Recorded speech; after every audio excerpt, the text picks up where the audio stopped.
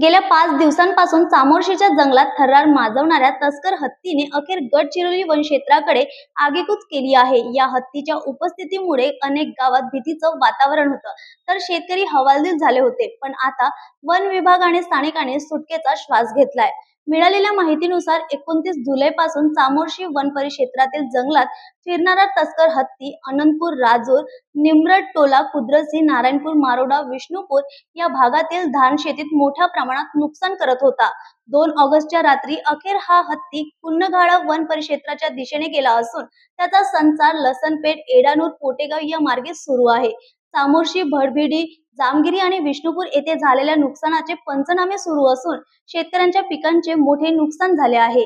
या मोहिमेत चामोर्शी वन परिक्षेत्र अधिकारी RB इनवते यांच्या मार्गदर्शनात क्षेत्र सहाय्यक व वन रक्षकांनी हत्तीवर नियंत्रण ठेवण्याचा यशस्वी प्रयत्न केला। वन विभाग आणि स्थानिक नागरिकांनी आता सुटकेचा श्वास घेतलाय, परंतु तस्कर हत्ती अजूनही जंगलातच असल्याने घोट, कुन्नगाळा आणि कसोबा मार्कडा वन क्षेत्रातील शेतकऱ्यांना सतर्क राहण्याचं आवाहन करण्यात आलं आहे। न्यूज एक्सप्रेस साठी गडचिरोलीवरून बबन वडट्टीवारची रिपोर्ट।